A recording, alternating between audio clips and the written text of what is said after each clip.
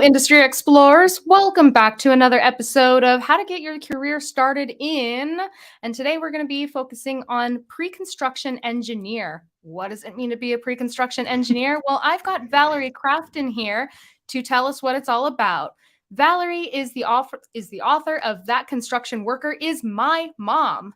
She began her career as a laborer, working for her father on residential homes, has her BS in industrial technology and construction management, and she believes that as a woman in construction and in society in general, women have been kept back from reaching their full potential and told their entire lives to sacrifice their aspirations for their spouses and children. So, Valerie, that is exactly what attracted me to you and made me reach out to you and go, can you please be a guest on my show? So, can you talk a little bit about your book, That Construction Worker Is My Mom? Yeah. So it was inspired by a day that I visited my girls' school. And I walked in, they were having Heroes of the Neighborhood Week. And I asked them if they were going to have a construction worker come in and join as one of the hero representatives. And the director of the school said, construction? I said, because you wouldn't have a school or a home or a fire station or a police station or roads for that matter to get to those different locations without a construction worker. So they're the ultimate neighborhood hero. And I just thought it was important that, the children, especially with our our labor shortage, and a lot of people not entering into the industry, and really looking at the trades as an option, or even alternative to college. We think that if you don't go to college, then you're a dropout. There's nothing for you. Sorry. Negative. It's terrible. So not everybody's meant for that path, and we really should expose our children. And for me, it was important because the unconscious bias on your heart that's put there very, very young, that certain jobs are for certain types of people, and if you don't fit into this little box, then you just don't fit in the role, right? And that's actually not the case. That's kind of what holds a market back. That's what holds an industry back, for that matter, is the group think, the same person who hires the same type of person because they remind them of themselves, and who wouldn't, right? You've been successful, and you can only imagine someone like yourself continuing in your footsteps, but there has to be an improvement. There has to be a different way of thinking, rather than the status quo. So after visiting my girls' school, I walked in and I had asked that question, and then I said, well, would you like me to represent the construction person? And they said, oh, you work in construction? I went, oh my, we have some work to do. I said, yes. And so I put all my PPE on. We scheduled a day, and I came in to visit the kids, and I brought in, those party hats that look like construction hats for all the kids. All of them had them on. And it was really cute. And my girls actually didn't recognize me because it's not a uniform you go walking around your house in. Usually you put it on once you get to the job site. And so once I removed my mask and got my safety glasses off, they got so excited. They were like, "That my mom's a construction worker," and like they're just super excited. So in the front cover of the book, you'll see this picture, and it's that moment that you could just see this excitement on her face. And to this day, she's always like, as soon as we're talking to someone, they say, "Oh, hey, my mom's a construction worker." So proud of it. So I say that to say, as soon as she said that, a little boy in the room goes, "Moms can be construction workers?" And I went, "Oh no." Actually, I'm really glad you said that, because this is a great segue. Let's talk about moms and construction. And so we talked about what a construction worker does and why they're heroes, and they were very intrigued by, yep, there's my book, and there's the photo book right of there. it pops up right there. Yeah, so and so that's what happened. So I got back to my car and I wrote it down. That construction worker is my mom. And I didn't know what I was going to do with it, but I thought about it and I went, I think I need to write a children's book. And so I spent 2021 kind kind of working on it here and there. It's actually quite a bit. It's quite a bit of work. You wouldn't expect it to be so many ins and outs to it, but Yeah. it was a lot to get done. So it literally took me the whole year. And then I was so excited because I wanted to launch it, but I waited. I held on to it until the month of Women in Construction, and I launched it and published it on March 1st and announced it on the week of Women in Construction. So it was month of women, and then the week of Women in Construction. So that's kind of, I planned it that way. So Yeah, it that's was the hard to hold a perfect secret. time to do that.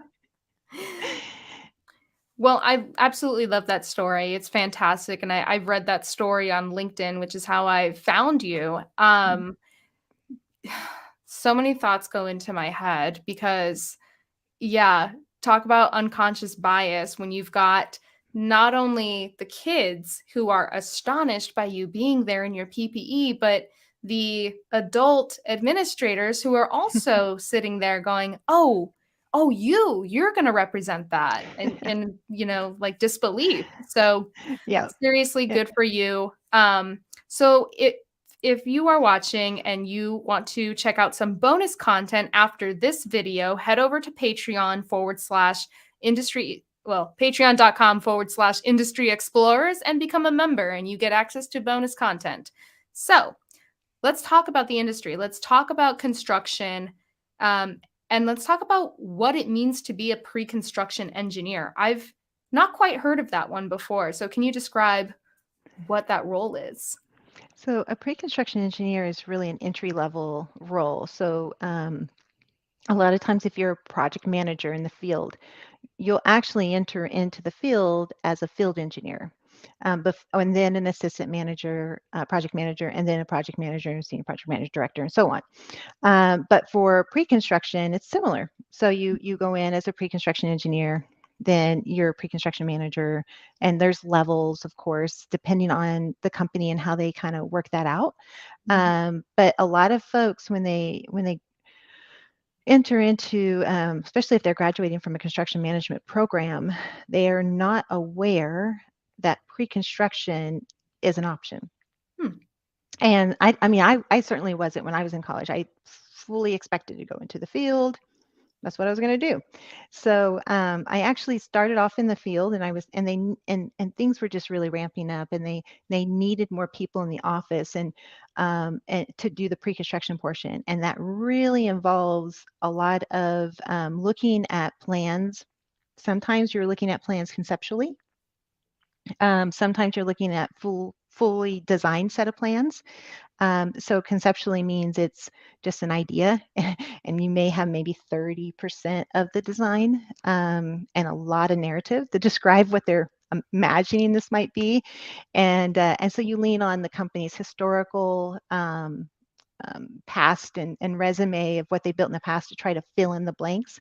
And then you put estimates together and costs together, and you help put proposals together, and you're really a part of that team that is going out and presenting what we're going to do and how we're going to do it. And here's the cost, and here's the plans, and here's the scheduling, all that pre-planning that you would think about before you actually get the job. And then, so that's one part of it. There's other side of it where owners will actually hire you for your pre-construction services. So they're looking at a site, and they want to buy this land to build on. And they're asking you to go out there and say, is this constructible? And then they're going to, and if it's constructible, cool. Is it feasible? So then we have to determine, okay, are the utilities already brought to the site, or do we have to bring the utilities there? You know, what's under the ground? Am I going to have to blast it, or is it really great soil and some shallow foundations can go in? So you're constantly asking yourself all of these questions, and you kind of have to have a great imagination and really fill in the blanks. And so you're working in that construction, and you're not physically working in it. You're building it in your mind. You're pre-planning it. You're very involved in a lot of BIM coordination, scheduling, estimating, cost management.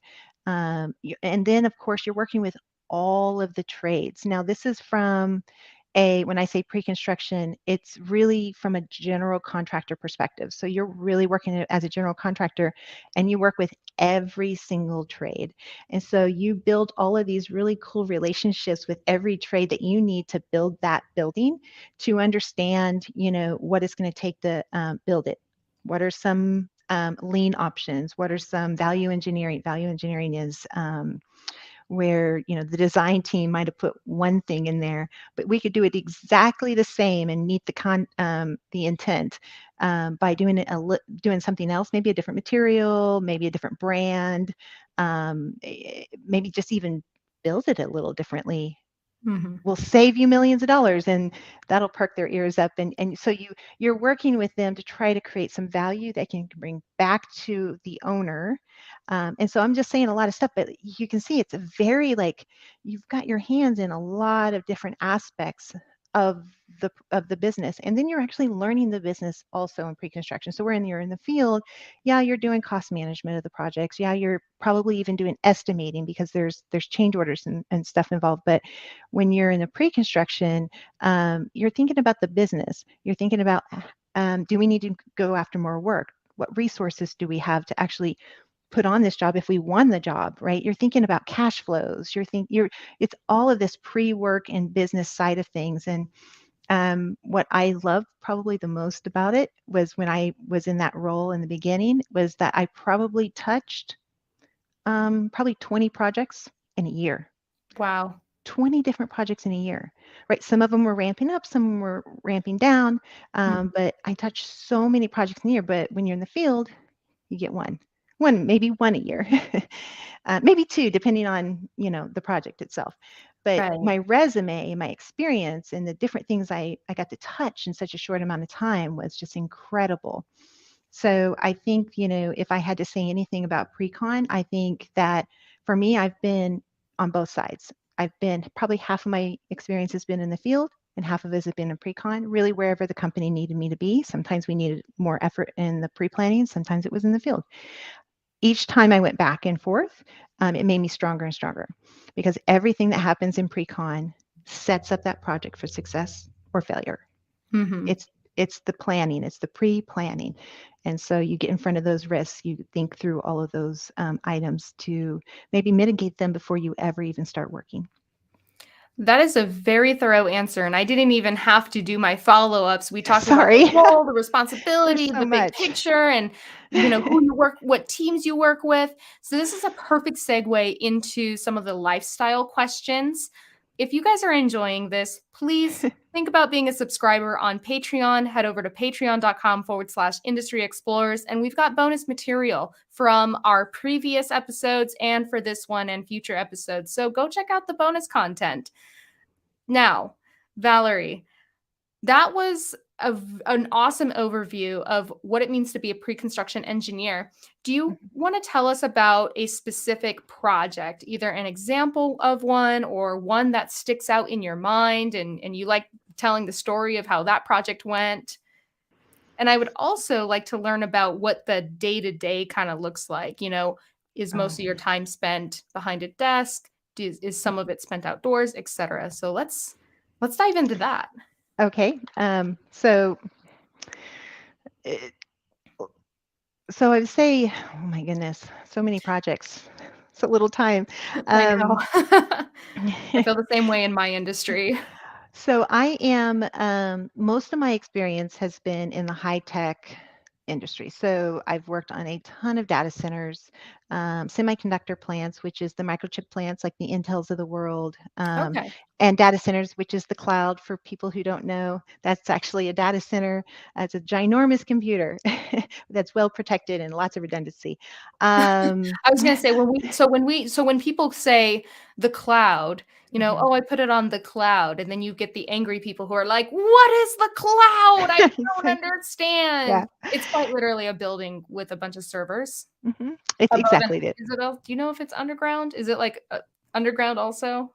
No, it's No. just like a big box warehouse. It's just honestly, my very first commercial project out of college was a data center, and I just thought, oh man, this is gonna be boring. Look at this box. Uh-huh. And it ended up being quite the opposite, actually. There's just so much intricacies involved. The long short of it is, it's a big building. It has cooling, lots of cooling because computers get Yeah. hot. So you have to Yeah. really think through that. Hmm. And that's part of like those early planning strategies of, when you're selecting your land, is there enough water? How am I going to cool it? Is there enough pressure? Is there enough capacity? So that's a big one. Of course, there's a lot of energy involved. So how am I going to be smart with the energy use of those things? And then what type of level of redundancy needs to go into those data centers? So depending on how much time a owner can afford to be down. So Okay. imagine, how Yeah. often do you think you can be down if you're a bank versus Yeah. Netflix? I mean, for either of those, people are gonna say, like, "We don't wanna crash, we don't wanna be not functional, because Yeah, every minute's gonna cost money," right? it's actually for every second, it's millions of dollars out the Oh my window. god, for every second. Woo! Well, Yeah, it's a now I'm bad, thinking. it's a bad ordeal. So they're very, very, very special projects. They go Mhm. really fast, Yeah. and there's just a ton of redundancy in it. And I mention the high tech industry because um, it, there's so much to be learned in it, and Yeah. it's not going anywhere. Mhm. So I niched myself in this world because I got introduced to it early in my life, and I knew it was one market, no matter what happened.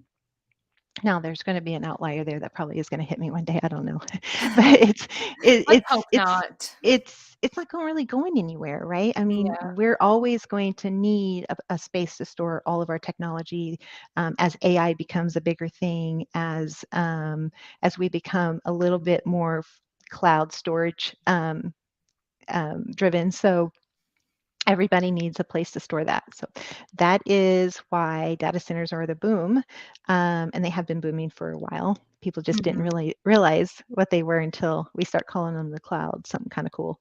So, and Yeah. so that's so that's data centers, and then semiconductor plants are all the little microchips in the they build those, and then I've done a lot of hospitals as well, and the transferable between technology and hospitals is the one thing you don't ever want to go down, or the last thing you need to make sure is still standing in case of an earthquake or some disaster happen. You need to make sure your hospitals are still there, right? For the Mhm. obvious reason. And so those are pretty serious projects as well. And a lot of backup and redundancy and fast pace and clean room. The word clean room, you'll have to Google it. There's a whole thing behind it, bunny suits and all. It's fun. Um, but it's a really cool industry. So a day in the life of pre-con. Mhm. I talked about a bunch of projects with the data centers. So instead of just one specific, there's just so many and so much to think about. But construction, my favorite thing about any project I've worked on is it's never the same. I'll never know everything about it. So when you're new and you walk into a room and you're a fresh graduate, be that person that asks. I mean, you're like, okay, this is a stupid question. Well, just say, hey, I feel like this might be a stupid question, but ask it anyway.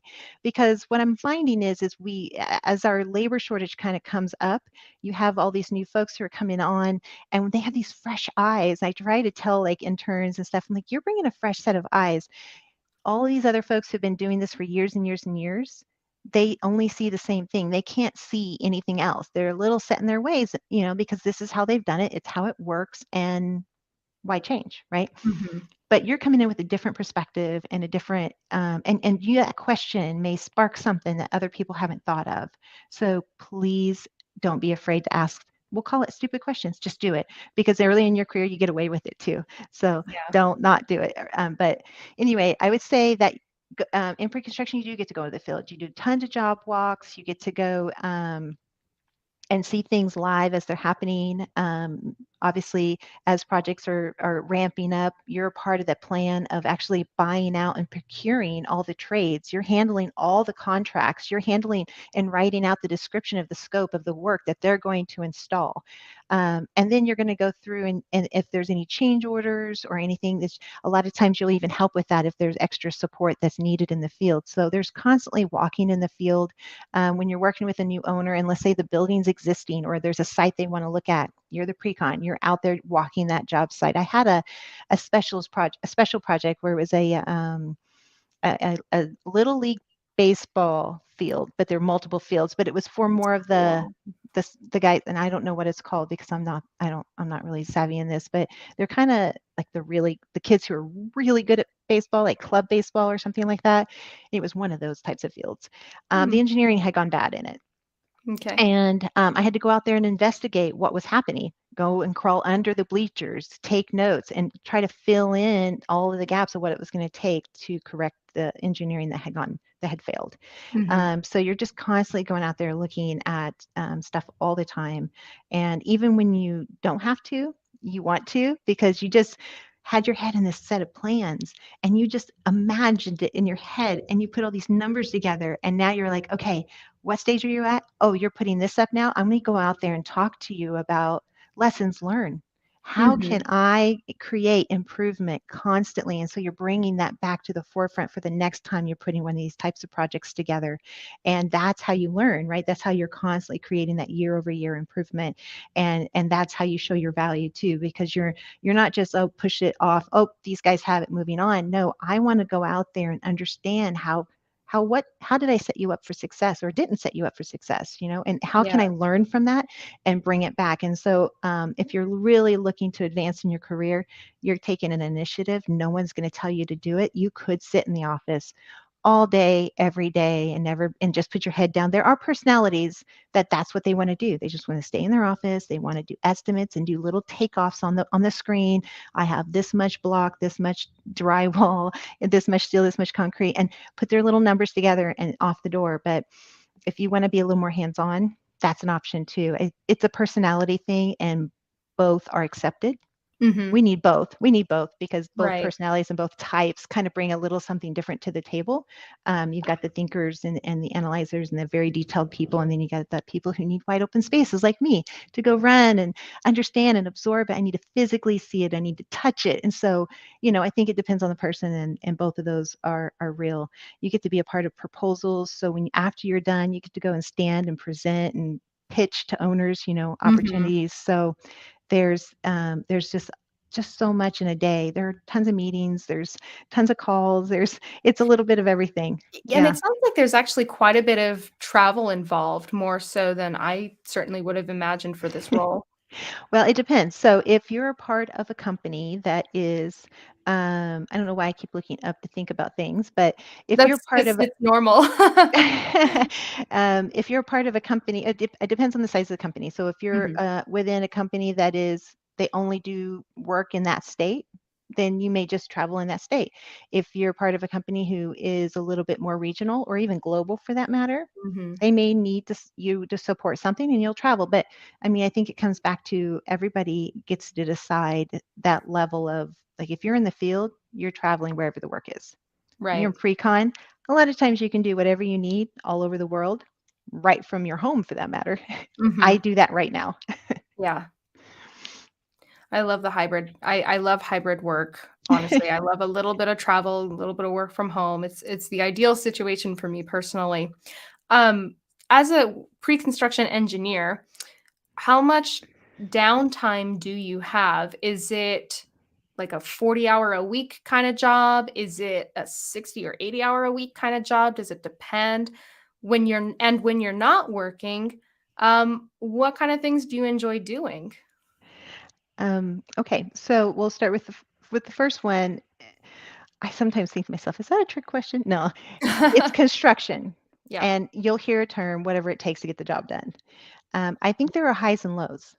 So there are some peaks and valleys of what you've got to give. I don't know how many times I've had to leave the office, got the kids, from school, got them fed, spent time with them, got them to bed, and then opened up my set of plans and finished what I didn't finish because Mhm. why? It was due tomorrow morning, or my presentation was tomorrow. My estimate was due tomorrow. Something's due, and no one's pushing that for me because someone else outside my company is waiting on that. So Mhm. you do what you got to do, right? There's some flexibility in it, though. At least, if you can manage your time and you have to leave work early, then you work a little bit at night, right? I would say that in the beginning for me, when I was single and I didn't have the kids and all those things pulling on me, I definitely worked more than 40 hours. That was Mhm. probably me being an overachiever because Yeah. that's just who I am. I, Yeah. I mean, I certainly worked with folks who, well, it's 5 o'clock and they walked out the door, and Mhm. and so I just that was them, and so I think it's just depending on the person and how you want to manage your time. I know people who will leave at 3 o'clock in the afternoon, but they get their work done and they go home and work on it, work on some stuff at night. And then there's when you're putting in those extra hours though, when you have that pool, it's sort of this understanding of no one's watching the clock as Mhm. much as they're looking at the value, the deliverable, and the quality that you're bringing to the table. No one's going to question if you left and took a 2-hour lunch. That you're an adult, right? So Mhm. I mean, that's at least from my perspective as a leader and the leaders that I've worked with. That's always been the situation where you're an adult, manage your time. We're I expecting think you to get for it done. I I I think there's a few people who will be able to relate to what I'm about to say, but when you are starting your career and you're so used to being on everyone else's schedule, think about elementary school, middle school, high Hmm. school, college, a little bit less so in college, but definitely in primary school, if you will, where you had to be at a certain class at a certain time. You only had Hmm. this much time to eat.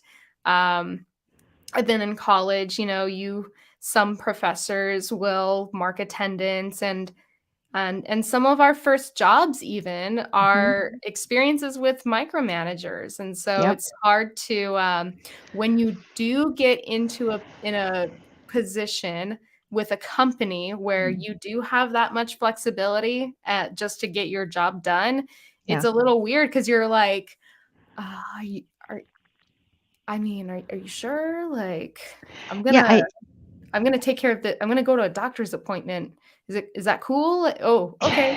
I'll just finish uh, up what I was working on when I get back, and yeah. it's like, Well, "Oh, yeah. we can do Yeah. that, we're adults." Yeah. Yeah. Yeah. I'm No. glad Well, I I'm glad mean, you brought that up. yeah, well, and so let me take a step back. I mean, you have to come in and you have to prove yourself. Like you have to build that trust Definitely. a little bit, Yes. right? I mean, Mhm. most people come in and they put their first foot forward, just like starting off with any relationship. And Yes. then you fill out the waters. And I kind of got to a point where I just started laying out my expectations. Hey, Mhm. here's the deal. Now, I wasn't that brave in the beginning, but then I got a little braver saying, you know what? I'm not going to ask you permission, and this is how it's going to go. You don't have to worry about me. It's going to get done. And they're like, yeah. Mhm. And that's what they started saying to me. Well, yeah, of course, you're an adult. Do your thing. Uh, if you don't get your work done, then I'm totally going to know about it. I'm like, exactly. I wasn't that brave in the beginning. And I guess Mhm. that's why I'm kind of saying that is when you first start off, you are you're not leaving. At least this is the right unspoken rule. You don't Mhm. leave before the boss leaves. And you try to get there before the boss gets in. That's kind of like the first one in, last one out. Usually that's the rule, unspoken rule about being the impressive one in the office. Mhm. Um, And good luck if your boss starts at, 5:30 in the morning and doesn't leave until 6. Good yeah, luck. yeah, yeah, yeah. So there's options. If you're like, hey, I want my boss to know that I'm working on stuff after hours, send an email. Mhm. Now, I will pause on that because I've also learned that triggers people, and I've recently learned about this triggers people when you send those late night, you're the one working late, or Mhm. you're sending a text or something, or if you're I work a lot on Microsoft Teams. Obviously I work for Microsoft, and so I'll send a message. No one's supposed to be online. I'm just thinking, I got it in my head, I'm going to send that out. It's midnight. Yeah. Why am I on my computer? I don't know. Mhm. um, and and thinking that I just want to get it out of my head, and they'll see it when they get in the morning. Mhm. No, it pulls them in if they're awake. They get that Yeah. stuff on their phones and stuff, and you just pulled them in for work. And so now I've gotten used to just writing it on my, I do a next day brain dump. And so Yeah. I'll write down on my next day, do this, reach out to this person for the XYZ. So just be careful with that deal. So you And don't it want to pull people also, in. yeah, it either ropes people in, or you are setting up your boundaries for what other people can expect of you. So if you Yeah, want to tell people it's okay to message me at 8 p.m. or later, this is you a good reach point. out to them at Yeah, those hours, and then they go, "Oh, it's okay for me to bother you or reach out to you yep, after hours, whether you're on vacation." And if you're that's a big good point. on, You're yeah, totally right. You yeah. kind of have to train people on what your boundaries are and what your expectations are. And so you're totally right. Absolutely. Listen to you. Mhm.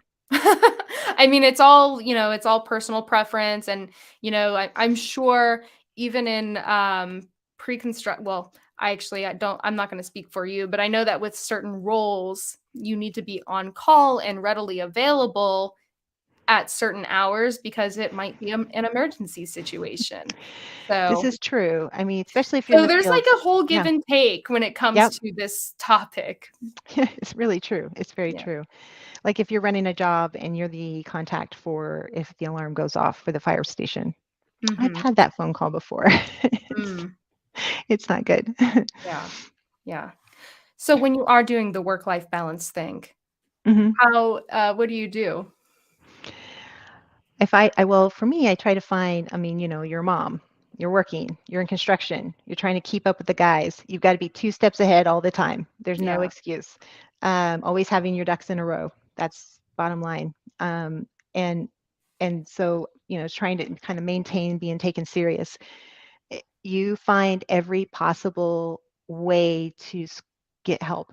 So for me, if that means ordering my groceries online, so all I got to do is pull up and have them throw them in the back and I move on, like just Mhm. any little thing sucks up my time. I'm constantly thinking about how I can lean down my life. So there's certain times in the day where it's 100% dedicated to babies, to the girls, Yeah. and then there's certain times of the day where, hey, this is my date night and I'm not doing anything else and that's total focus and this is my me time. I probably sacrifice me. I think most people do, and put everybody else first. But trying to find that balance, it's an incredibly difficult thing when you're working in a fast pace, um, Mhm. constantly changing fires all the time, which is why it's so exciting. It's always new every day, never boring. Mhm. It works really well for my personality. So I really like it. I absolutely love working. So that's part of, like, not working, but I love what I do. I love Yeah. the people I work with so much. Like the personalities in the construction industry are hands down awesome. Yeah. And and so it's like, I actually don't want to stop, but That's a great point. Because work-life balance, it looks different for other people, and what what we're really talking about when we talk about work-life balance is self-care and Mhm, mental health, and if your work is the thing that revitalizes you, mhm, then that's okay. That's what you do.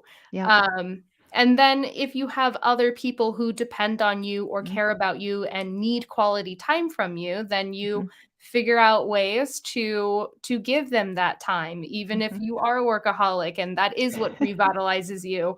I love your tactic of just ordering groceries online so that you can just pick it up and go and you're not going up and down the aisles and having to do the whole thing physically. So, I also love those great pre-planned tactic. meals, Pre where Yeah. they just send you the ingredients and the recipe, and you're like, "Oh, I don't have to think about this," and I've got like this great gourmet.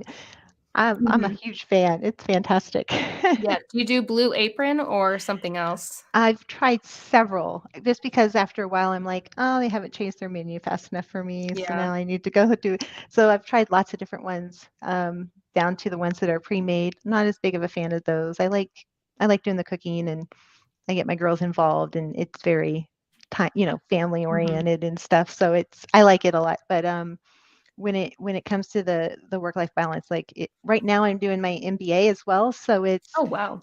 I Yeah. know I have a lot going on. So normally I would go to the gym in the morning before anybody wakes up. So that's my me time, 4 a.m. off to the gym. A lot of people can't do that. But when you're in I construction, cannot. a lot when you're in construction and your day starts really early and you live in Arizona, it Mhm. gets hot here early. So most of the time we're doing concrete pours at midnight, and work starts at 6, and you get done with your day earlier, but gym's at 4. So then I Yeah. get back and I can make my girls a hot meal for breakfast, and then the rest of it's history, right? So Mhm. yeah, it's you just kind of figure it out and whatever works for you, but that's what works for me. I love that. Thank you for sharing all of that and for sharing um the unique perspective and some of your tactics. I love it. If you guys are enjoying this, think about becoming a Patreon member with me, Siobhan, at Industry Explorers. Head over to patreon.com/Industry Explorers for some bonus material. Let's transition into education because everybody, this is like when people subscribe to my channel, I'm pretty sure this is what they subscribe for.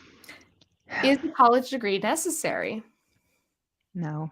Uh, I here's am always surprised. I've had a battery researcher recently, and I've had an automotive mechanic recently, and I'm surprised by how many people say no, college is not necessary. It's fascinating. no, no. Quick I say question that, before we dive in. yeah. Does it make sense? Because when you were talking about the data centers and the unique things that you have to think about when you are doing the pre-construction for a project like that, Mhm. it made me think of HVAC technicians. Does it make sense to go from HVAC to pre-construction or to go from carpentry or general contractor or any trade and then pre-construction? Um, I definitely think there's a ton of transferable skills there. So pre-construction is a very holistic thinking process, right? You're Okay. not just thinking about mechanical or electrical or carpentry or drywall or paint. You're thinking about all of it. Not Mhm, only just all of it, but you're thinking about how they work together. So, and when you're looking at a set of plans, you're trying to decide whose hand. I mean, if you look at just one little detail in a set of plans, you'll see 5 different trades in that one little detail that has to touch that one little corner. mhm, And so trying to dissect all of that and make sure it's all covered by someone, you're thinking very holistically. Now, don't get overwhelmed, because any good leader who brings you into pre-construction should not throw you in the deep end and try to make you swim. They're going to say, "Hey, let's make you an expert at some CSA stuff. We'll start with, drywall and some paint and pretty straightforward flooring and millwork, which is cabinetry and things like that. We'll start you there. And then mhm, we're going to progress you into, as you grow and you seem like you've become pretty good at how to take that off and all the intricate the ins and outs of those items. Then they'll move you into some of the other ones that are a little more difficult to think about, which is a mhm, lot of equipment, mechanical, electrical, understanding how to read a one line, security, fire alarm, fire sprinkler systems. It gets a lot more deeper, and it takes a lot more training. So when I say there is an opportunity for you to have worked in the field, you bring a certain strength. There's a lot of companies who actually dissect out their teams into specialty trades. So you'll have a team that specializes in civil, which is all your dirt moving, all your infrastructure, which is all your site utilities and so forth. And they do that part. And then you have a specialty structural person who understands all the structural steel and concrete and all how all that works together. And then you'll have someone who's architectural. And that's all your, finishes, making the building dried in, your internal and external finishes, paint, drywall, flooring, waterproofing, roofing. Um, and so it just kind of brings it all together. And then mechanical, electrical, and a lot of times mechanical will also include when someone says mechanical, sometimes they mean HVAC, mechanical cooling, and sometimes they mean mechanical and plumbing, all wrapped under goes under mechanical. Electrical, sometimes security gets wrapped under that, fire alarm gets wrapped under that, and then and then fire sprinkler, which usually gets wrapped under mechanical as well. So they'll dissect them out into your specialties. So when you're in the field and you're the guy who does it every day, what a great way. You're like, look, I've been doing this for years and I'm looking to do a transition and maybe not travel so much. I've got a family now and I want to settle down and know where I'm going every day. It's a great way to segue into, you can easily learn some of the other stuff, especially if you already know mechanical and electrical. You're just Yeah. like, wow, that's what a great way to segue into something, um, uh, and bring those expertise to the team that most of the time only knows the surface of it. You'll be Mhm. able to take that team to a deeper level. So so that answers that question. A college degree is not, it's not necessary. Mm-mm. And I love the pathways that you described.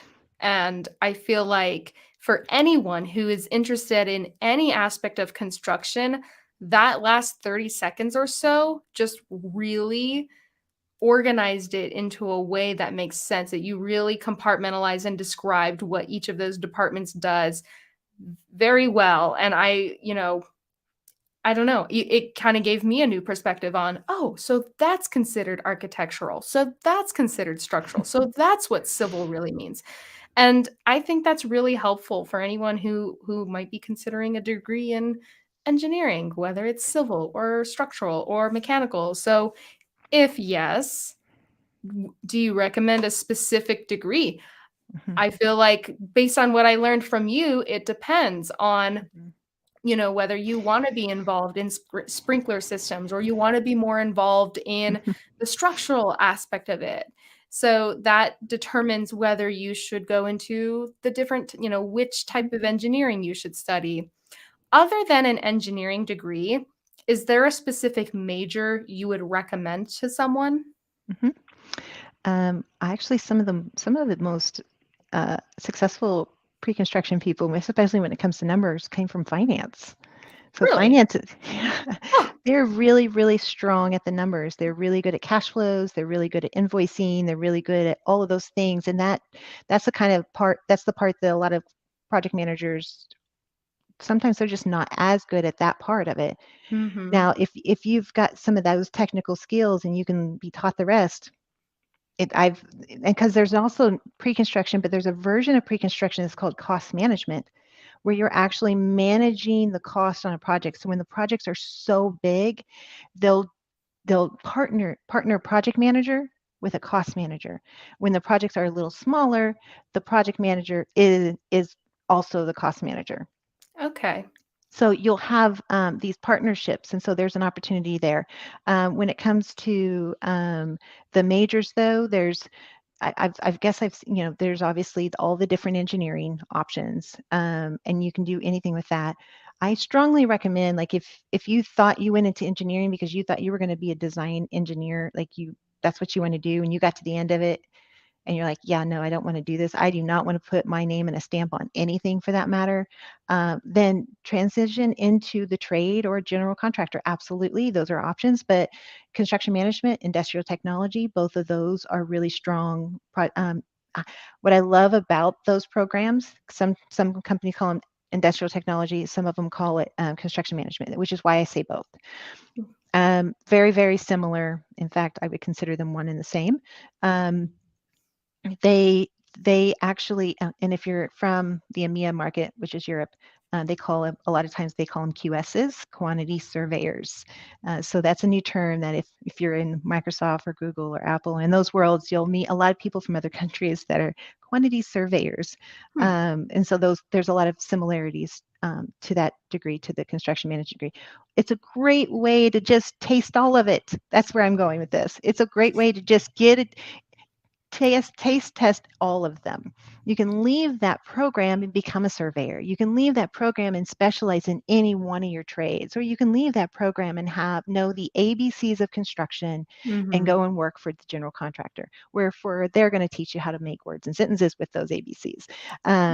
Because I mean, I'm telling you, there's just so much to learn. You just are scraping the surface at school, and so I've seen people just come out and start at the bottom and work their way up. In 4 years, they're probably a lot farther along than the folks who went to school for 4 years. So Mm-hmm. A lot of times I will see, while you're in school, I'll see people go and get jobs that are bartending or waitressing or something that's not aligned with their degree. Mm-hmm. Go and taste test. This is a great opportunity. Companies want you. You're cheap labor and you get to learn something, and they pay really well. They really do. So why not? Why not? You get a taste of pre-construction, you get a taste in the field, you'll get a taste of all the different trades. Go try it out while you're doing that, and bottom out at the bottom when you get done with your degree, and you've built relationships. You've test drove those companies. Take advantage of that time. I just don't see enough of that. I get those resumes upon graduation, and Mm. they haven't done anything related to construction, and I'm like, why not? Yeah. I guess they had someone tell them no, or I'm just like, wow, I Well, guess we're not doing a good enough job reaching out to these kids then. you know, when I was in college, I studied theater, and I think I I have a was story about that. Go ahead. Sorry. so I was a sophomore, and one day one of my professors said, "Have you applied for Disney yet?" And I was like, "No." And he goes, "Why not?" And Why I not? said, "Aren't you supposed to do that after you graduate?" And he goes, "What's stopping you?" And I'm like, nothing, I guess. So I didn't think I would get the job, but I applied for technical services to be a stage technician with Disneyland, and I got it. I don't know where the belief came from, but I had it in my head to Mhm. where I am not supposed to apply for a specific company because I get one shot. And if I mess it up, I'm never going to get to work for this company. I've totally messed it up. Or you're not supposed to try to look for a job in your field until after your degree because you're supposed to then show that you learned something about it. And again, I don't know where that belief comes from, but it sounds like it's wrong. It sounds like that's not exactly how we're supposed to approach work as Mm-mm. a college student. Absolutely not. I really wish they would. And it's hard because you're expected to have also, I think there's a flexibility thing there, right? You don't think you can have the flexibility that you need. So you go and get the bartender job because it's a night job because you're going to classes during the day, Mhm. right? But that's not true. There's certain days, maybe your classes are Monday, Wednesday, Friday, and you do internships on your Tuesday, Thursday with a company to tie them out. And that's fine. They'll never give you any more work than you can handle in that time frame. Maybe you're just doing takeoffs. Maybe you're just helping with change orders in the field, which is when a design changes from what was originally planned, by the way. Then there's a change order involved. So the trades will reprice it and for that design change. And then there's a whole change in the field and the design goes in a totally different direction. But, maybe that's what you're processing, but it's a small version of what you would do on a bigger scale. There's so much of that. And it's really, and wow, what a great way. I love the smell of dirt and wood and being out there. And even if it's just a couple of days a week, I strongly encourage it. I was so busy in college. I took 23 hours of credits per semester, and I was a mom, and I just I couldn't find. I mean, I had a lot going on. I had to still work in construction. Like I had to show that I was actually involved in something. So I went and volunteered for Habitat for Humanity. It was such a great way to give back and to still be working in construction. And guess what? Habitat will teach you everything there is about installing drywall, roofing, stucco, painting, concrete. They'll let you do it and they'll teach you how. So, And volunteer work belongs on your resume. and that looks So great. And it gets you scholarships. It got me a scholarship. oh, So, very nice. I didn't know that. That's awesome. yeah. Well, I mean, anytime you're showing that you're giving back to your community and you're applying for those scholarships, that makes you stand out, right? So, Mhm. I really think it's a give. You get as much out of it as you give, and you're helping someone. You're helping a family or a veteran or something. So that's my plug for Habitat. But you said something about theater, and we talked about majors just a second ago. And I want you to know my first boss, his undergrad was theater. He wanted to do a transition, and he's like, there was a lot of similarities between building stage, and all the scheduling involved, all the materials you have to order, all of the things you had to think about, and all the construction involved in building those stages or those backgrounds and so forth. So he was able to take that and really explain how that transferred into a skill in pre-construction, and how he can break down a set of plans very similarly and schedule it and put costs together and budgets and all that. So one of my favorite people in the whole wide world. I love That that. was totally, yeah, totally theater. Theater. I'm I telling you, love that. there's And no limitations. There's no limits. right. And so that really goes to show that yeah, a college degree, it may or may not be necessary. It's not necessary, but It if you helps, do get a but college degree, don't worry about picking the right major. Don't worry about picking the perfect major. mhm, Ultimately, and take this advice with a grain of salt, but mhm, ultimately do what is going to make you happy and do what you think you're going to enjoy the most. And I've gone through waves of enjoying the fact that I pursued theater and then not enjoying it and then enjoying it and then not enjoying it. Ultimately, I think I'm glad that that is the path that I chose because it is a unique industry, mhm, but also going back to being in pre-construction. Yeah, there are a lot of similarities between doing production for a mhm, show and doing production for a building mhm. that you are constructing. So, yeah, do what makes you happy and know that any skill that you learn is transferable. Absolutely. I will say though, I'm not sure. I haven't figured out how to transfer my skills about theater history quite yet. I trivia night, I don't know. Some Well, there's some going to be theater history something. person is like, History tends to repeat itself, and we learn a lot from it, "Is this right? is this And it?" There you go, yeah. Well, so, okay, how do you transpose politics. that into a risk mitigation or lessons learned for improving the future? Yeah, absolutely. I mean, and I totally joked about it just now. So I'm sorry for all the theater historians out there, but you bring up a really good point. History repeats itself Mhm, unless we learn from it. So, studying theater history certainly has its place when you're studying society, when you're mhm, studying, biases and statistics of those biases that pop up in the world and the historical trends. If you're getting into politics, who knows? Like there are certainly personalities. applications for it. So Oh, there's got to be something in regards to that in the personalities and the different types of people you deal with. There's just so yes. many Yeah. in the construction world, especially when you're in pre-construction. You're not as exposed if you're in the field, but in pre-construction, you're dealing with a lot of executive level people, and that's a little intimidating, but kind of cool, right? Um, so, I mean, you've got to, you're putting on different hats all the time, depending on who you're dealing with. Am I talking to the mechanical guy? Am I talking to a field guy? Am I talking to the architect? Which, by the way, engineers who are mechanical, like totally different personality than the architect guys. All awesome. Not one's not better than the other, just different.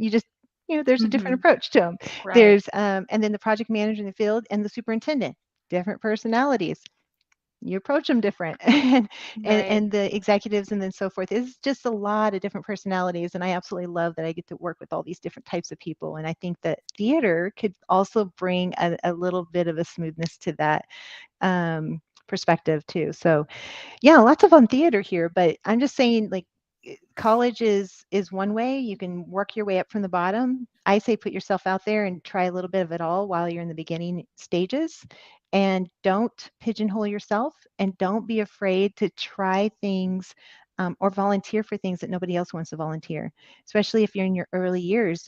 No one's giving you or handing you those big opportunities that make you stand out, so you're going to have to go make them yourself. And the best way I've discovered that is to go and do something nobody else is doing, and get people in on that tiger team. You'll have to look up what Mhm. tiger team is. It's a term. Get the people in on that tiger team to collaborate with and build something, improve something, drive something, and be the leader of it. That alone shows your leadership skills, which will launch you no matter where you come from or what you're doing. Here's my follow-up question, which is a great segue. So typically at this point, I ask, what are essential interpersonal or technical skills that a pre-construction engineer needs? I want to ignore the technical skills part of it because we've established that there are many, many, many different Mhm. disciplines that you can specialize in when it comes to Yes. pre-construction engineering. So that all depends on what you find most interesting. But the Mhm. interpersonal skills, let's focus on what essential interpersonal skill you think someone needs to have. And let's also add on to that to excel. Sorry, I should have I'm thinking out loud and it's all coming out Mhm. jumbled. No, no worries. What are essential interpersonal skills that you need to have as someone who is part of a tiger team? Oh, I like it. So should we explain what a tiger team is first? I googled it. A tiger team is a specialized cross-functional team brought together to solve or investigate a specific problem or critical issue. The term tiger team originates from the military who and was made famous by NASA who deployed a tiger team during the Apollo 13 mission in 1970. It's one of my favorite terms. I learned it when I It is started a working in. really I'm gonna use it now because It's my that's favorite. really cool, I'm and the like, history "Hey, is do you wanna really be part of cool. my tiger team?" It just Yeah, sounds cool, right? it's amazing. And so, like, it's a great way to bring in all these people from different departments, right? What a great way to work with people that you don't normally get to work with every day, and they bring all these really cool perspectives to it because somehow, some way, whatever it is you're working on is going to impact all of them. Mhm. All of them. So let's make sure we have a very, very holistic team brought together in whatever it is, and they may just give a little bit, and they may contribute a lot. It doesn't matter. I mean, you're the driver at the end of the day, but it's a great way. So interpersonal skills, and then for the tiger team portion, um, let's see. So well, when I think of interpersonal skills, and I start thinking about all the soft skills, which is I think one of the things that a lot of people, especially maybe the older leadership, they're not thinking about how well or how easy it is to train somebody, but soft skills is not something you can train. You either have these skills that fit a particular culture or you don't. Nothing personal. It's just every company has a different culture, and there's Mhm. a certain set of soft skills that come along with that. And so I think it's a collaborative is probably one of the a growth mindset is another one, It's a good one. and it's one of my favorites. And if you go in and I hate it when people say it's well, that won't work, or it's never been done that way, or I've tried it before. I go, you tried it, but I haven't tried it, Mhm. right? So my way of approaching that might be different than yours, which may actually work. Um, So let's explore it a little bit more. Exactly what is it you did that so I can learn from it, and then maybe I can build upon where you weren't able to be successful. Maybe I can see something a little differently. Or maybe after talking to them, you're like, yep, you're right. Totally can't be done. But you're bringing that, that collaborative, that growth mindset, you're bringing listening ears, right? You're sitting here and you're listening to learn from others, from Mhm. listening to their perspective. Why is that important to them? Um, One of the things that, that's really big, that I'm starting to hear more and more of is making sure that when you're doing a presentation, especially if you're virtual, that you're thinking about people who are colorblind in the colors that you put on your presentation. So if all the bars are a certain color and they're colorblind and those colors represent something, that person's not going to know what it means or what it says because they can't see it. And so if you're not colorblind, you're not really thinking about those things, right? So having, trying to bring in a perspective of other perspectives onto that, and try to think about everybody who may see this, may read this, who am I presenting to? It's really important. So just collaborative growth mindset, and having that holistic view of perspectives is really key, I think, from an interpersonal skills. Yeah. I really appreciate it. It's not an answer that I've heard before. Usually people say communication, which I think is absolutely essential and a part of collaboration, but um You bring a Communication, make a yeah, perspective. communication is important, absolutely. But everybody communicates really differently as Yeah. well. And so I think it's more about finding out how that person best communicates. So there's some people I can't get on the phone to save my life. I can't. But Yeah. if I text them, they respond Mhm. right away. There's some people I can't get them to respond to my email if it kills me, but if I call them, they'll answer right away. So Mhm. so what does that communication look like, and how am I approaching that person, and am I thinking again, you know, about them? And I would also add to communication that I didn't say before was empathy.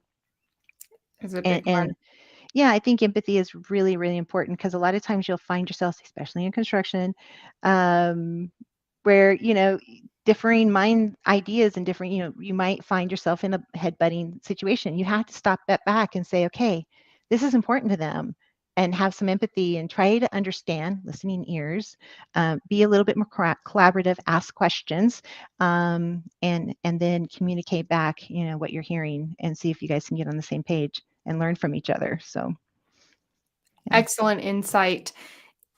Uh, listeners, readers, watchers, if you got readers, who's reading this? I don't know. Maybe someone's reading the closed captions. Fellow explorers, if you are enjoying this, head over to patreon.com/industry explorers. We've got bonus content for you.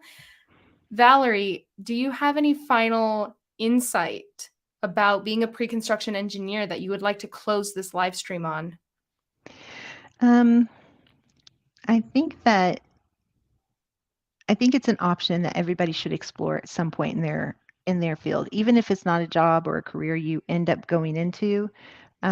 It will make you stronger to understand how things ended up the way they were. So if you're in the field and that's your goal, like you want to work in the field, you want to be in a project manager or want to work in one of the trades, try to go into the office and spend some time with your pre-planning team and understand how everything comes together before it ends up in your hands, and that will make you stronger. It's a really great relationship to build as well. And then when you go into the field after you've been there a while, go back and visit and spend a year back in there, and you're going to bring something back to that team that they in a perspective that they would have never thought of. um, and you'll just grow. I just think whenever you stretch yourself and you're putting yourself in different situations, um, it may feel like a setback, but it's not. It's a launch forward. That is very strong. That's a strong way to end this. Make sure you guys follow Valerie on LinkedIn. You can find her at Valerie Crafton. It's right there in the ticker below. And be sure to check out her book, That Construction Worker is My Mom. So I love it. Thank you so much for being Thank part of you. this broadcast. I really enjoyed having you as a guest, and all I can think about is all of the clips, all of the highlights that I can pull from this and put on LinkedIn and TikTok and Instagram, because everybody needs to hear the highlights on this one. This is really fabulous, and thank you so Thank much you. for being here, Valerie. Yeah, appreciate you having me. This is fun. Yeah. Explorers, if you like what you see, head over to patreon.com/industry explorers, become a member, and get access to bonus content. Until next time, I will see you on our next adventure. Take care.